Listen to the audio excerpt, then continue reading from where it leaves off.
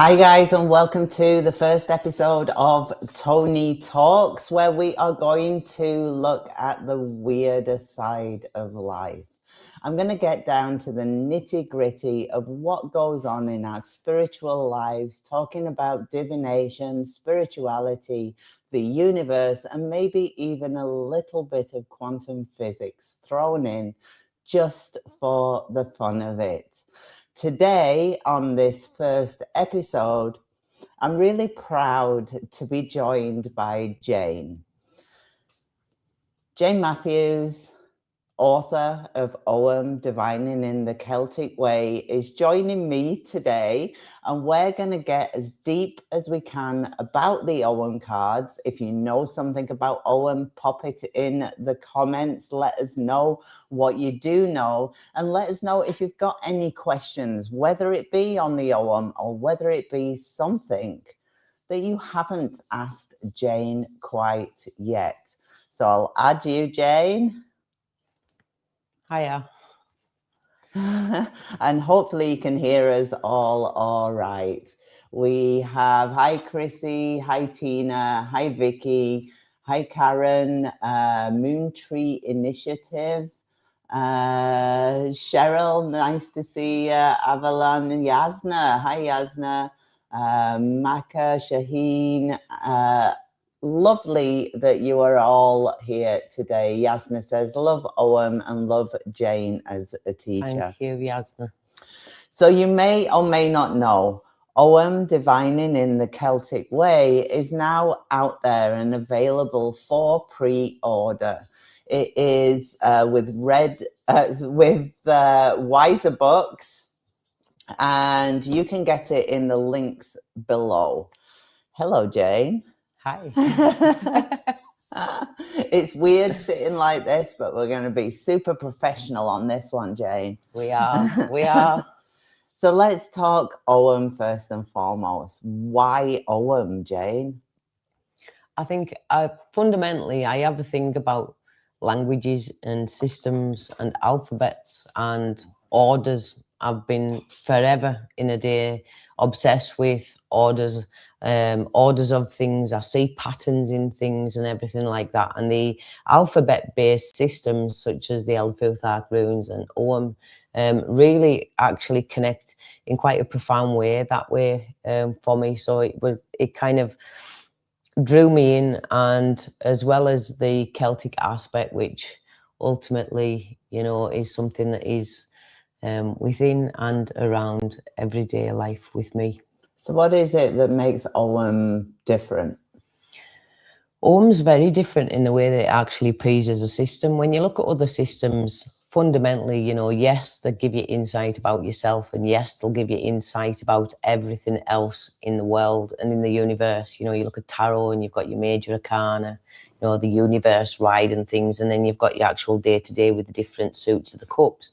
Well, with regards to Ogham, it's really quite profound in the way that it challenges you to look at yourself first. So with Ogham, it sounds quite egotistical, I suppose, but it looks at you as being the center of your own universe. So you are the center of your universe, because it's only going to be you experiencing life as you do. I'm the center of my own universe. And the aspect of that is, once you understand yourself within that and your place within that universe and why things are, within yourself, then you can understand everything else that you could possibly want to understand about anybody or anything else existing around you. So if you're the center of your universe, how does that change the lens at which you are reading through? Well, when you've put yourself at your center of your universe and you think that everything that happens, everything that comes, and you think about, actually, it does link in with, like, you've got, your sacred spiral, that Fibonacci golden ratio, and the spirals, that ever-ending, never-ending, pattern that's in everything in nature, in petals of flowers, in wings, feathers in wings on birds, etc. So when you're looking at Ogham in that regard, when you're the center of your universe and you think about actually the Celtic belief system, in reincarnation, so we actually cycle around eternally shall we say, as beings going through the process of living, death, reincarnation, rebirth, and spiraling through within that. So understanding yourself, actually, it allows you to see not just the patterns within your own self with regards to your behavior, for example, how you approach things, but it allows you to understand patterns in life as well, patterns with others, and really the patterns way beyond that, in different skills. You can see cause and effects. You can actually look at how internally versus externally energies actually move, and it allows you then to actually see and transition in a more smoother way. It brings kind of an insight that's more like a granddad. I think of Ogham as sitting on your grandfather's knee and him actually instilling all that and talking you through everything. Kind of some other systems are a little bit more blunt. It'd be like talking to your head teacher, for example, or, you know, talking to a parent. But Ogham's very reassuring in that, in what it brings, because of the wealth of depth within it. So if you are, I'm just thinking about what you said there. If you are reading for somebody and you are putting them at the center of their universe so they can view outwards, is the outcome of a read predictive like it would be with some other systems, or is it more of an internal transition or shift? So it takes, well, then you're looking within that as like the change from subjective to predictive, aren't you? And you know, certainly it is, you know, it is subjective because it asks you to look fundamentally, you know, deeply within yourself. But from that, you can actually then see patterns, you can actually predict. So it is a very good tool for prediction, because especially when you like casting and things like that, and also with the deck, you'll see that there's actually additional cards. They're four-feather, which four-feather fundamentally means after trees, so, or additional letters. So you've got your feather, which is, you know, your group of your 20 Ogham fuse. And then you have your four-feather, which are additionals. And when it comes to like casting and things like that, that actually brings you around. It actually shows you that spirals in which to take. You're looking fundamentally at the ways in which you've learnt, what you've kind of understood and transitioned through. So what you've find kind of easy within that past, but also it also brings into that external influences with the internal and the cause and effects amongst all, where you're still kind of like looking at things and what you're still kind of grasping, what you've still to grasp, where you're going to meet some resistance in whatever it is endeavor or whatever question you're asking. So where the resistance is coming from, and ultimately what's going to follow from that. So if you look at that as a very practical work read, for example, you know, and the processes on what you can, how you can get promotion, it will tell you, you know, the things that you've actually already mastered, what you still need to get to be able to put yourself in that great position, what resistance you're going to come up with when you're putting that application in, you know, and then ultimately how things are going to go from that too. So it is very good for prediction.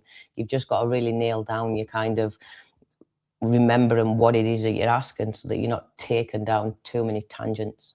For anyone out there, if you hear coughing in the background, that is our Pomeranian. She's getting on in years and has a heart condition.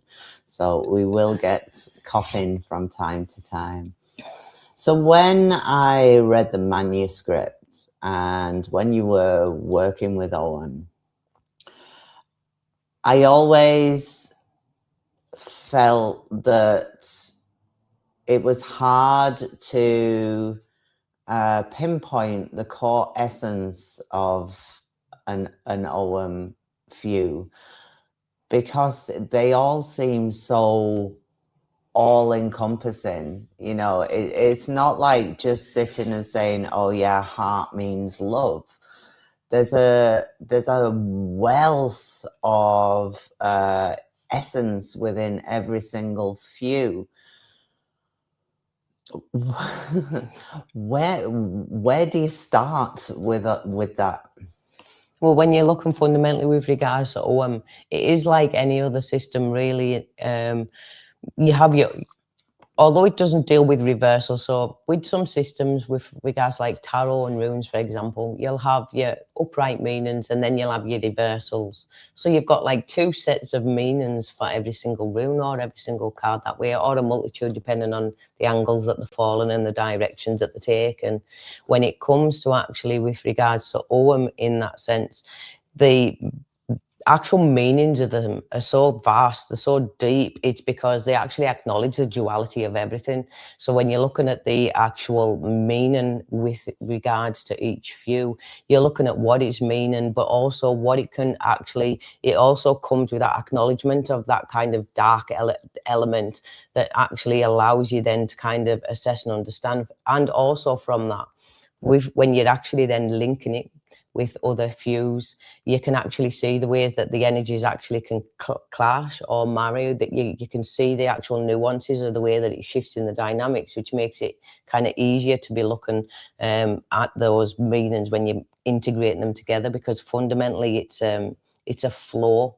And in understanding one, you've got to understand all of it, and its side orders that it brings. For example, you've got Uaf. Now, Uaf, I speak about this, it is the hawthorn tree. It is about misfortune. Now, there isn't good but luck, and there's not bad luck. I've said this today on one of our lessons. There is no good luck and there is no bad luck in regards to the universe. It is just luck. It's good or bad depending on what side of the fence it's fallen on with regards to you. So when you're understanding that, it's saying to you there's something that's kind of negative that's happening. It's a situation that really needs you to step back and assess. It's unfortunate and it's not pleasant.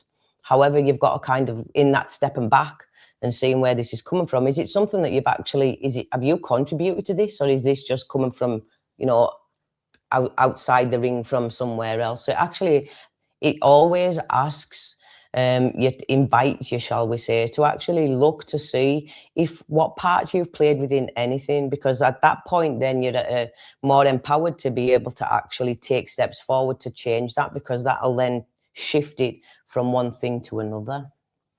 Well, the other language we have is the runic language. Yes. And obviously that comes with its own deep, beautiful universe in the bag vibes. Mm-hmm. I mean, that's how I would explain runes to somebody, yes, that deep feeling as they come out of the bag with all the secrets of the universe. What does Ogham feel like? So runes to me is like, that energy in that bag is very commanding. Runes are very commanding in their energies. They've got, you have a real reverence for them because they show their strength, and they're very blunt in the ways in which they articulate what it is that they want. Is a little bit gentler, but a little bit more, I would say, runes is like, we'll tell you how it is, and it's that intense energy. But with the Ogham, you actually have the energy of it is what it is, but you also have that kind of reassurance with that. So it's not something where it can shock you with your core within that, but actually it steers you. So it's kind of like, if you were going through something, it would be more, if I was to put it in a physical, practical, it'd be like somebody telling you they're disappointed in you rather than that they're angry with you. That's the difference in the way that the energies that they bring. It's a little bit more, there's more of a nuance with it. I don't think it's a lesser strength in its energy. I just think it's applied in a different way. Runes is that universe in the bag, but Ogham is very much all encompassing of everything to begin with, starting with you, encompassing yourself. So, right, I'm going to go a little bit weird here. We talk about the trees and them all being connected, yes, and them all talking to one another and having that ecosystem that they send help out to those that need it. The mushrooms, even in that respect, on the trees doing the same job.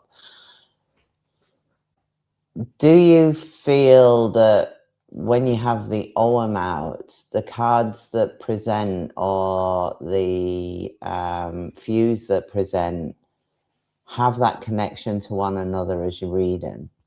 I do believe so, yes. I mean, fundamentally, there's 4 Acme in Ogham. So there's 4 families. And you think about families, and families belong together. And all of them do kind of all belong together. So if you think of like, collective of families, clans even with that way. And with regards to the trees are really important with regards to, fundamentally Ogham itself was an alphabet. So it was used, it's the earliest ancient Irish handwriting, it's the earliest alphabet.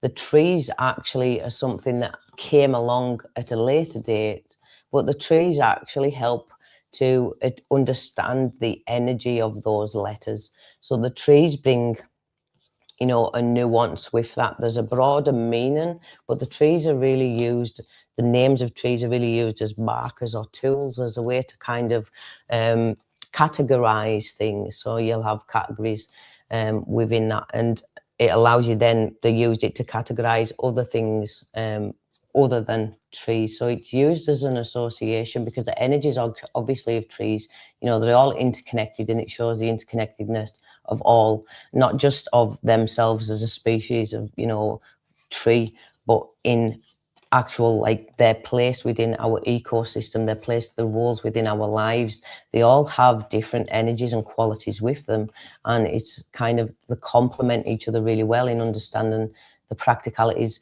with regards to their meanings and their tree attributations.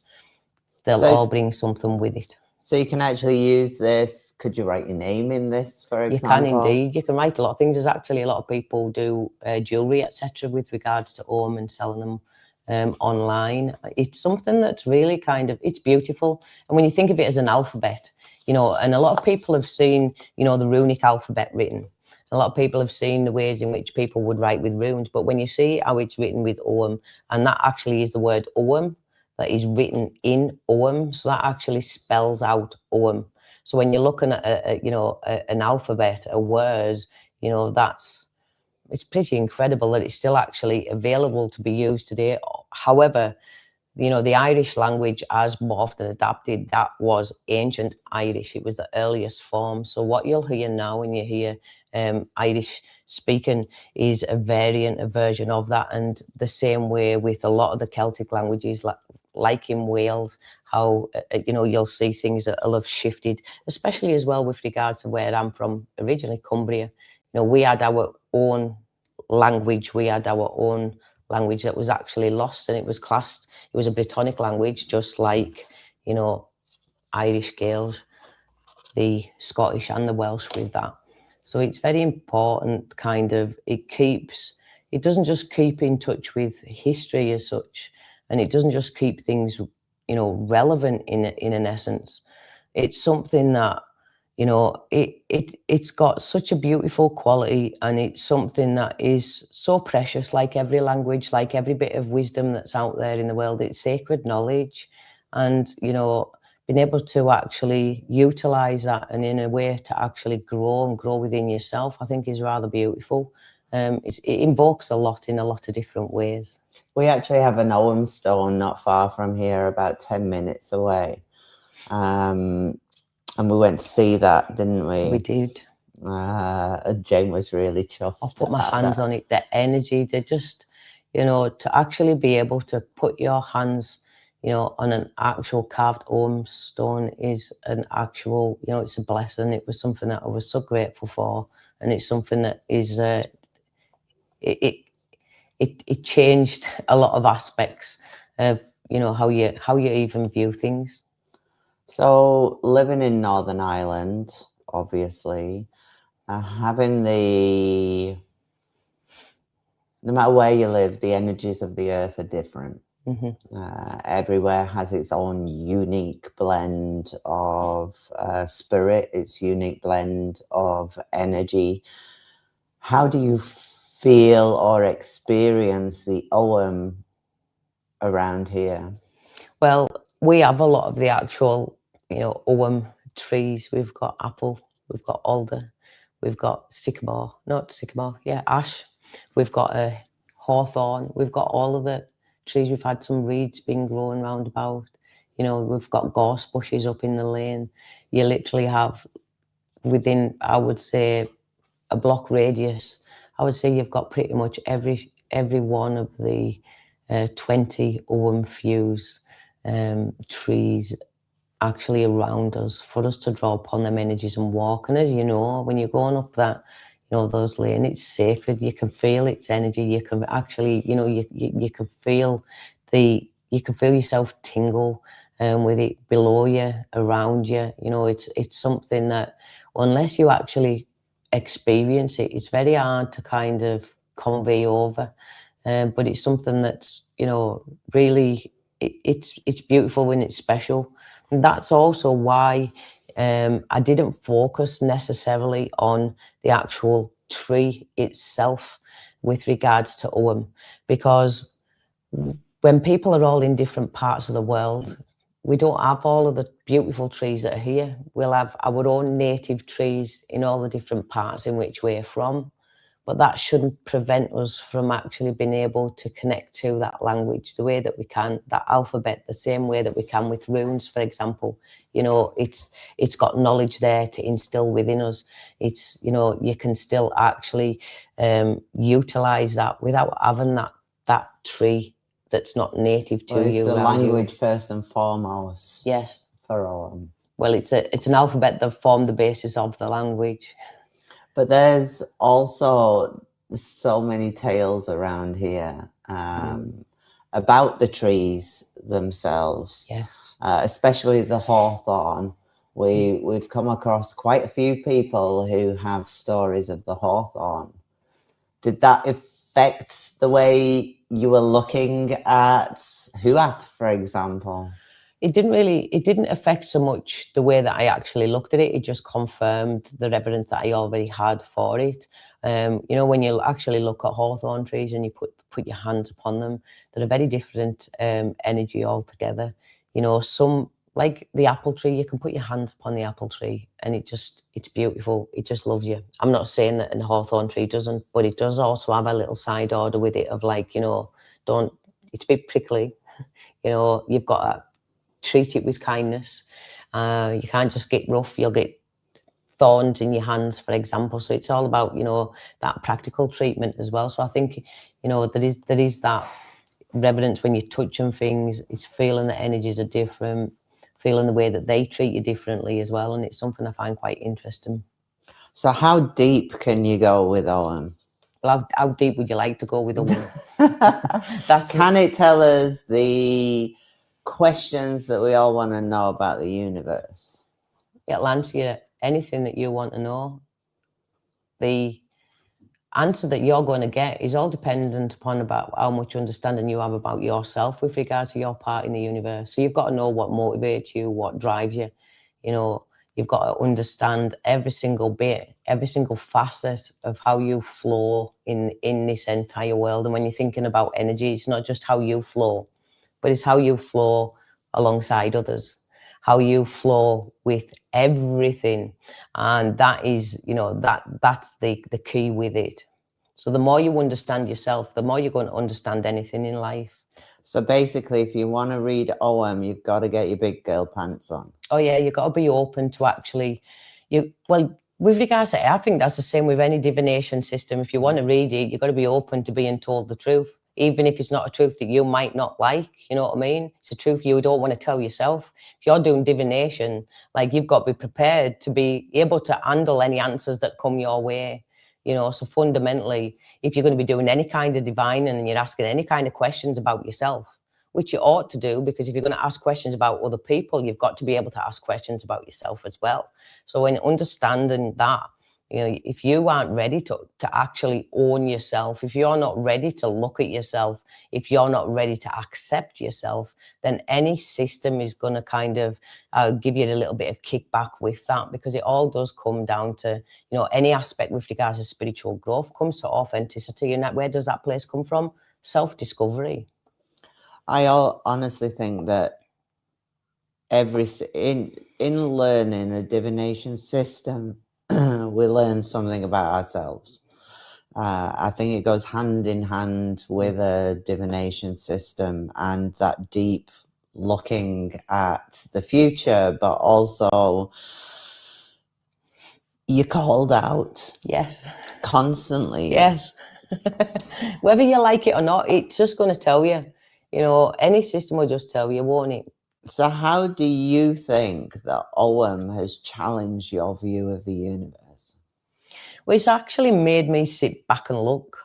Like, so although I knew, my traits, I knew my good points, I know my bad points, and I know the points that's all in between, and I know the steps to make me bad points, better points, and also how to make me better points, bad points as well. And I know how to get myself up, and I know how to leave my own ruination with that too, within myself, within my own being. So, fundamentally with that, it kind of, it tells you, but in a very kind way. It doesn't chastise when it's telling you. It doesn't give you that, like, I would want to say pomp, but in some regard, but it doesn't really Which give you system that. are you referring to in the pomp, Jane? Well, some systems. Levels of pomp. Where's the top level of pomp? Well, if I was to actually be grading things, like runes fundamentally is my first, because I'm an Aries and I like to be told how things are. Just like, just see it as it is. I love runes for that. I love Ogham for that as well, but I like Ogham because I have to actually flow through that. So I actually, it makes me sit and think. It doesn't just tell me I've done wrong. It makes me think about what I've done wrong and why I've done wrong. And if I'm going to do wrong again, why would I want to do that? And if I don't want to do wrong again, then, what do I need to do then? All in one view, telling you within that. So it kind of warns you. So I like that. I have respect for that. It's like, fair enough. Some, tarot's all right. I love tarot. I love reading with tarot too. And like I say, I do like it. It just flows in a different manner. Kipper is something that, I try with. It's an art form in itself. Lenormand just gets its hackle up. It just doesn't like me playing. I've tried learning it. I've learned. I know my meanings. I know it all, but it'll give me doom and gloom for every single spread that I pull, because it just, that isn't that system's, cross, scythe, whip, all in a day. That's the coughing before my day's ended. It's like, why do you need to give me the 4 horses of the apocalypse? I've only asked you what my day is going to be like. Do you know what I mean? Whereas, like, it's not quite like that with other systems. Yeah, but you kind of expect scythe and stuff when we're doing our accounts. Oh yeah, I do. No doubt about that.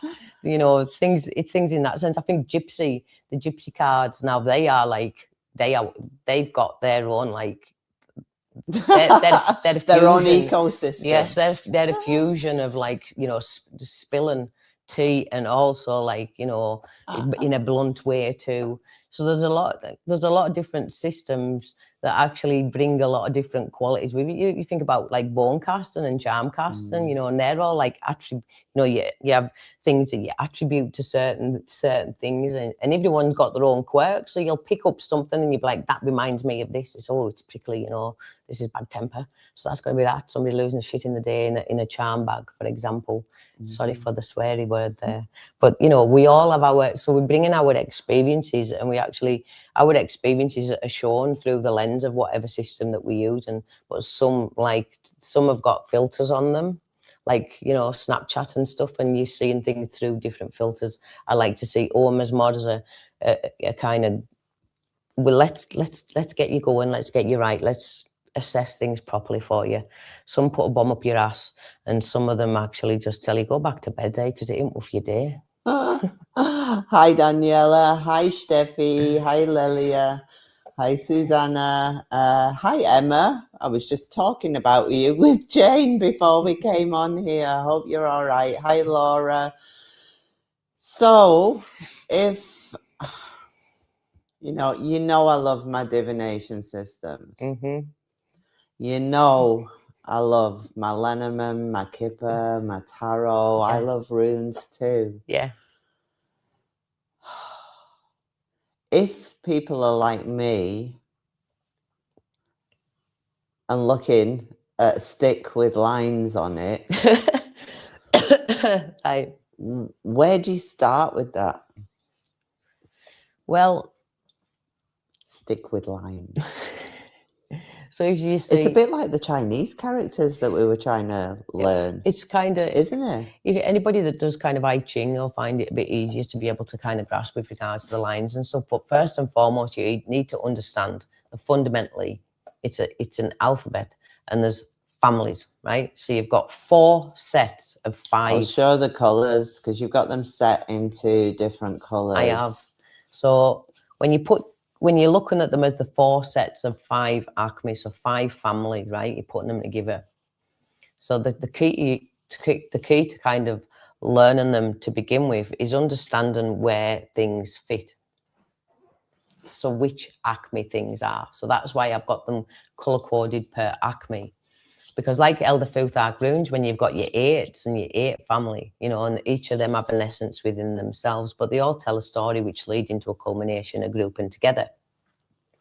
Now, with regards to Ogham, with your 5 families, if you just think, the key with it to begin with is mastering the directionality of those each and every few for each and every acme. They go from 1 line through to 5 lines through a central state.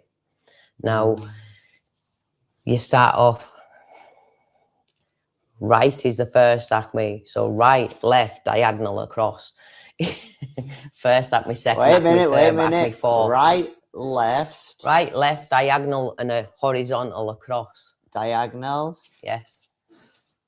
Horizontal. So that's how you know the difference. No matter what cards they are, what family it's in. Now, that actually then fundamentally, you're not saying that's 1 of 20 and I don't know what that means. That's 1 of 5. So you've already narrowed it down to the acme. And then you're like, that's the first acme. So then you automatically know, now your first acme, you know, it's all about kind of, you know, these birthing of ideas, this nurturing up, understanding, you know, that gaining insights and following your intuition and learning more about yourself, discovering what motivates you, actually looking fundamentally what your truth is. From that, actually, you know, following your intuition, blending it with your actual logic, and actually at the end of it, actually culminating in looking at an evaluation of what's been done. Your second acme, you're coming through and you're looking at bad luck. You're then having to, like, you know, steel your metal, having the courage, keep going. Then you're actually righting wrongs. In the third acme? In the second acme. Then you're righting wrongs. Then you're being creative, coming up with solutions. And then it's actually having appreciation for all that you've been through so far. Then you're moving on to the third acme, diagonals. Oh, diagonals. Now, the diagonals actually then actually take you even further into that journey. What's you? What's not you? You know, how can you improve you? How can you flow with everything else around you? It's not about what the differences are, but it's how you can work together. Then you're moving through from that. You're going through like getting pulled on, manipulated, twisted about. Where do you get your strings pulled? Where do you give your power away? Where do you need to take control back? And then fundamentally from that, looking at changes that occurred in externally to you and how you actually deal with them within yourself. And the final acme, that fourth acme, that all deals with, like, you've been through all that. You've actually learned all of those things from all those 3 families. And that final one is that kind of having that objectiveness, being detached, seeing the truth of yourself, the truth of everything around. Then actually applying everything that you've learned, you know, on with wisdom, looking at that wisdom that you actually have and utilizing it and making it work. Wisdom comes through its application. You can learn and learn and learn, but there comes a point where you actually need to do. That's on. Then you're following your heart. You're having that sense of adventure, opening up, actually overcoming any kind of obstacles. And at the end of it, you've got that fundamental IDAD, the last few of the last feather. And it is, you know, that fourth acme, that culminating in transformation, death, major transformations, gateways to new ways of being. So you can see that in itself, it's a full cycle, series of mini cycles, but ultimately coming into a big. But to start with, right, left, diagonal across. That's how you'll know your families and your acmes. So there's an aspect like the Phil's journey, that you've got that journey to walk through from Beth, yeah, to Idad. Edad, sorry. So technically there is a walk within there of self-exploration or universal truths, starting from the beginning and moving to the end. But it also has another significance as well. With regards to Ogham, each one of those lines represents something. So with regards to, you know, Celtic spirituality and mythology in that way. Fives are very, very important. But when you're looking at Ogham, they looked at everything. So 1 strokes are to do with the underworld. 2 strokes is a path to the underworld. 3 strokes is this world. 4 strokes is a path to the other world. And 5 strokes is that other world. So everything is interlinked through this world.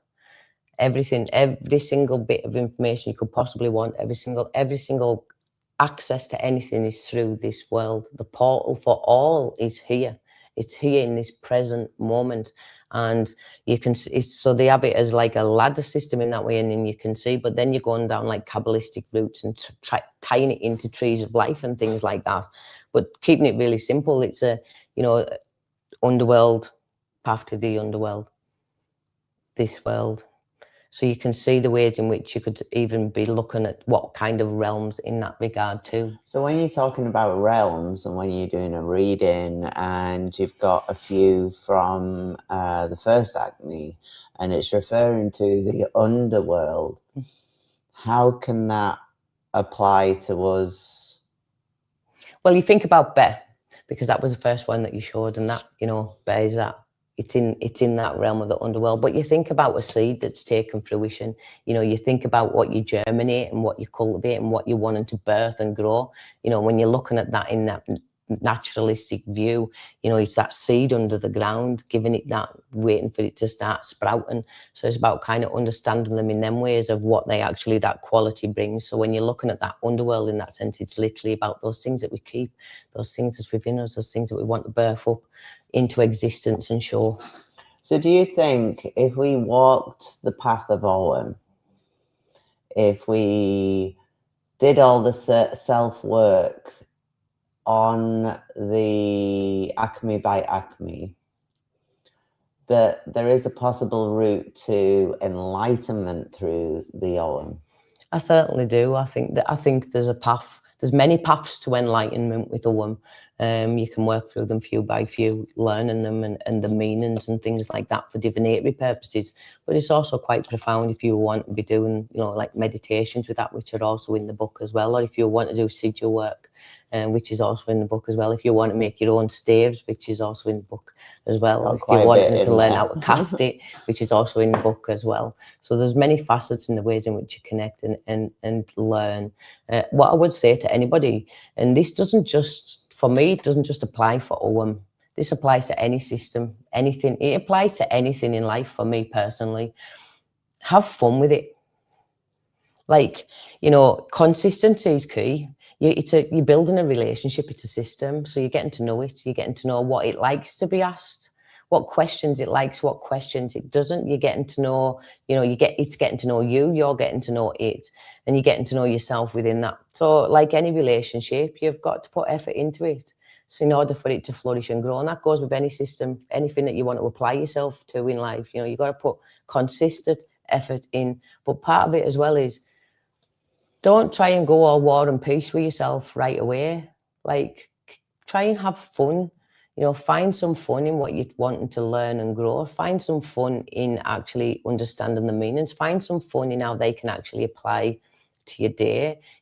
Even if it's finding the irony, ask the day before, for example, if you get triggered. I know Lisa in Sweden, she was great. She actually stated that, you're better being less triggered by asking the question of, show me yesterday, because you've already experienced that.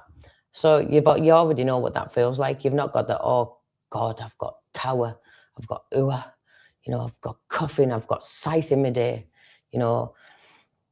I've got Thudisas, I've got Hagalas. You could have all these crappy cards and put yourself off for your day. Like if it was Lenormand, it would be telling me to go back to bed. So it's, asking your day before, it was like, well, yeah, I went through that. It wasn't as bad. I could put this into the context of how it's actually applied. And that's, I think, another key when it comes to learning systems, because you've got to have something to be able to experience to attribute with as well. You're reading a book, you're building your vocabulary. So the more experience that you have, the more experience you actually bring and understand with it, the more you're going to grow and open up to more.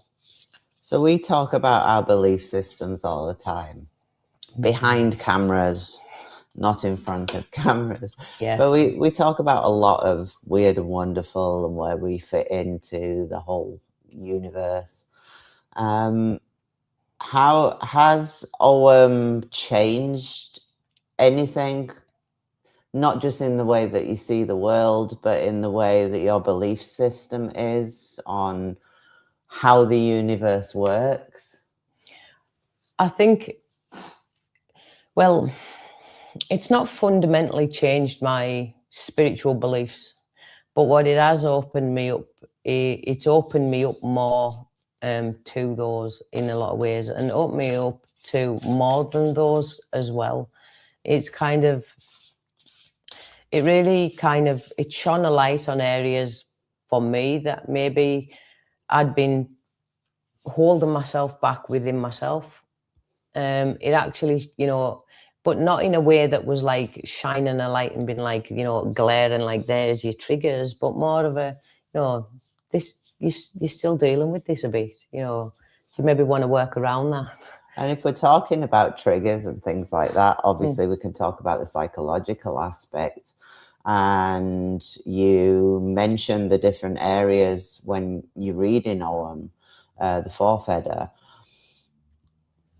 How does that fit in with things like CBT or the Four Selves, obviously, where we're trying to clear our conscience, just trying to make ourselves whole? How does Ogham fit into that? Because from what you've said, it is an introspective look at self. Yeah. Well, I think with regards to that, I mean, if you're looking at like CBT, ultimately, you start with this situation, don't you, with CBT, and then you're moving into what your thoughts are, what your physical reactions are, and what your behaviour is. You've got all these triangulations, everything comes in together. So when you're looking with regards to like CBT aspect for that regard, I would say that Ogham is actually well suited for that, because it isn't something that directly like points a trigger at you, but instead it'll actually, with the duality that it brings in itself, it actually offers it up naturally to you, for you to actually see the ways in which your shadow could possibly be portraying, or some behavior that's coming is not. But it doesn't just tell you this, it says this because of this or this, so it'll say, well, there's something that you're not factoring, but you're not blending your intuition with your logic. You're dismissing, you're not flowing them together, and there's something that you're missing altogether. You're missing something, and then at that point, you can actually step back and be like, well, maybe I'm not blending in. Maybe I'm needing to see things step differently. Maybe I'm too much in my head, or maybe I'm too much in my feelings, and I'm not being rational enough. And it's about kind of it learning. It actually teaches you to kind of integrate into a more kind of whole way of being for each view. So if you were to think of each as a behavior in its essence, with regards to doing them with four selves, and that it'll show you how to integrate that from one way or another, because it shows the duality on the flip side, warning you how not to, but also saying what it does if you are. I've got 3 cards here, number 1, number 2, number 3. If you're watching, put which one you choose. I'll get Jane to interpret for them for you. 1, 2, or 3. I was going to ask something there, and I can't remember what it was. It was based on what you were saying, but then I was all... Well, when you were saying about the systems and things like that, with regards to like Ogham and different like CBTs and different ways for selves and stuff, I mean, I've integrated Ogham and runes together in casting. So I've used like Ogham as that internal and runes as that external. So then you can literally see cause and effect. And when you're doing castings, for example, and you've got more runes than Ogham, you know that it's something fundamentally that's more external that's affecting the internal, etc. So I do use them I blend my systems with that too, because I think they work really well together. So if you're at home and want to choose a card 1, card 2, card 3, whichever you are more drawn to, I will ask Jane to interpret that for you shortly. I know what I wanted to ask, because obviously with Ogham, they're completely different to the systems that come out of Germany, like your fortune telling that have come along either the late 1800s, early 20th century. Do you find that there's a different kind of spirit that comes along or wants to communicate through Ogham? I don't necessarily think it's a different spirit or a different energy as such. I think it's just the way that that energy moves. It's the same energy. It's just it moves in a slightly more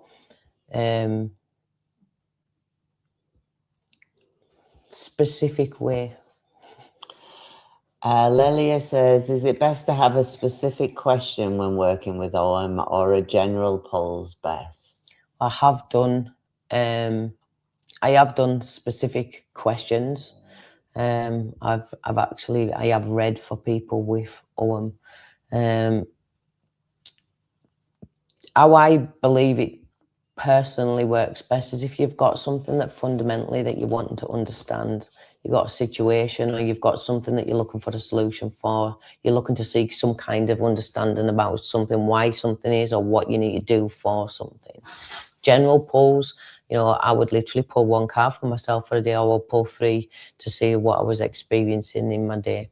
But a 1 card is a general energy for your day of what you're going to experience. It will give you a heads up, and it'll also say how to behave and how not within that too, which is, something that not many systems do. So card 1, card 2, or card 3, I will be asking Jane shortly. Can it be applied to modern day, Jane? Well, I think that's a thing that a lot of people kind of struggle with. Yes, I do feel it's very applicable, but it's fundamentally, it's how you actually view it. It's how you view yourself within that too. So yes, it's applicable in the modern day, but you've got to actually, like runes, you actually have to, we don't have like urus, we don't have oxen ploughing those fields anymore, but we can understand what that ox must have felt like, actually having ploughing all day long, up and down, up and down, up and down, relentless energy putting into something, harnessing that mental drive, that physical drive, that's that energy. So yes, with regards like that. You ready for the cards? Yes. Card 1. So card 1. So card 1's all about your intuition. Now, with regards to that, it's about understanding what motivates you in the world. So if you can understand what drives you, what makes you do the things that you do for anything at all, then you can understand why people would want things or do things also. So in that way, it really shows that kind of, you got to follow your intuition, because you got to understand yourself with that way. But it does also pertain to, from that seeing, when people are trying to make you act in ways that's not aligned with who you are. So are you going to be a sheep and getting followed along? Are you going to get tugged? Are you going to get tugged? Are you going to, you're going to do things that you don't want to do, that's not really you, but you're going along with it? Or are you understanding why they're wanting you to do that, and understanding why you're not wanting to do that? So tap in and follow your inner compass with that, and don't be one of a crowd. Like it. Kurt. Card 2. So Kurt is all about seeing things in proportion. So it's about having things in balance, but it's about understanding the cycles within that too. So as you're seeing things in proportion, you're seeing the good despite the bad. You're not, being overly one or another. So it allows you to it brings a gentler kind of understanding to you, and an acceptance of how things change, because you do have that things fundamentally change throughout our entire lives. 1 second is never repeated again. So in that, it's about having appreciation for every single thing within that moment. But it also does warn you as well not to be too surface level, so not to be looking too much on the surface, shallowy, shiny things. Don't get too distracted by the pretty things and the superficialities that could go on around you, but actually, see things in proportion truly for how they are. And from that as well, have appreciation for everything, every little glimmer. Alum. Now, I really like alum because alum's all about the truth. It's about 3. It's about actually, you being able to detach from yourself, be objective enough, big girl pants, step back, see the truth of how things are, see the truth, of even what part, or if any, you've played within yourself. But actually from that, knowing your own truth actually allows you, if you understand fundamentally your truth of what that is and being objective enough to be able to then set a really healthy boundary. It's very gentle. It just comes to accepting, well, no, I don't particularly like that. That's not for me. Sorry. And being able to understand why it's not for you. If you understand that, or you see that, you understand that truth, it allows you to put that boundary in place, which is one that's strong because it's not encroaching, but it's also healthy as well. And it leads you into a much better space within yourself. So I would say, look at your boundaries and how you can implement some that's more healthy in the nature and ones that are going to be long lasting for you. And what do they do? If you get Jane's deck, what do you do with these? Those are actually the 4 feather. So they're what I was meaning earlier. They look like flags. They're like Super Mario. Those are additional letters after trees. So for me, those are very separate from the Ogham themselves, because the feather, the original 20 feather, the 20 fuse, 20 trees, the 20 letters, and they're the fundamental. They're the ones that contain all the information. The others are more placements for understanding directionality and the way in which things flow around you, and also very good for like placements. It's more cosmological than anything else. But for starting out and things like that, you're really looking at it as placements so you can understand where things are. So they're technically significators. Yes. That's good. Significators are always good. We always need them. So they take them out of the deck when they get them, put them in their places and lay cards on top. Well, I've gone through, I think in the book, there's like 1 card pulls, 3 card pulls, 5 card pulls, 9 card pulls. There's how to cast. There's wheels of, I think I've done a variation of a wheel of a year. So looking at things in a 12-month with seasonal aspects within it as well.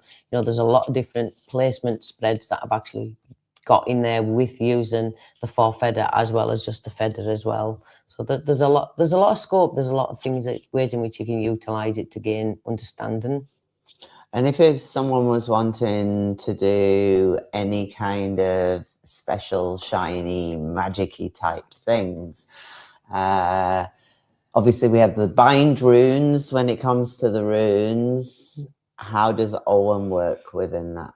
Ogham works in the exact same way a bind rune would be with regards to the Elder Truth Arc runes. You're creating, you're writing those letters, and on that stave, you're creating that bind. It's fusing those energies in themselves. So when you're actually doing that with regards to Ogham, it's the exact same principle, but you're just writing that word out and what you want. Like it. Very good. If anyone's got any questions, put them in the comments. Ogham is Divining in the Celtic Way is available on Amazon. It's available Barnes and Noble and all the good bookstores out there. It's in the details below. Jane also has Ogham courses on worlddivination.com. I am going to be doing this every Friday night at 7 p.m. Hopefully everything goes fine with that. I'm hoping you can join me next week. Final words, Jane, on Ogham. Ogham is something that was sacred. It was used by druids and bards. It was a way of communicating, tallying up and divining. It was a way of prophesizing, and it was a way of communicating too. I believe truly that, you know, with regards to anything that needs to be kept alive, it needs to be shared.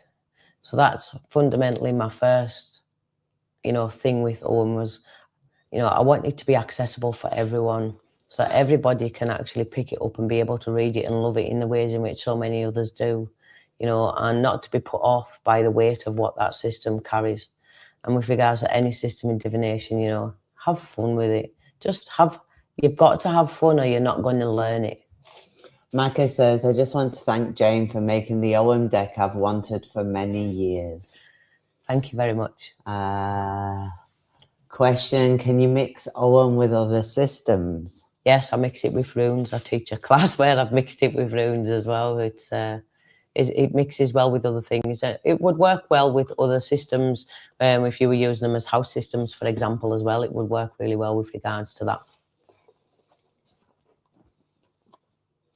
If you don't have it already, you know where to find it in the description below. We will say goodbye now, and I'll see you next week. Jane is on so many podcasts coming up. You can watch her Facebook, Instagram at Jane Matthews Medium. Also, check out her website if you want to try an Ogham read. Why not? And we will see you next week. If there are any guests you would like on, send me a PM.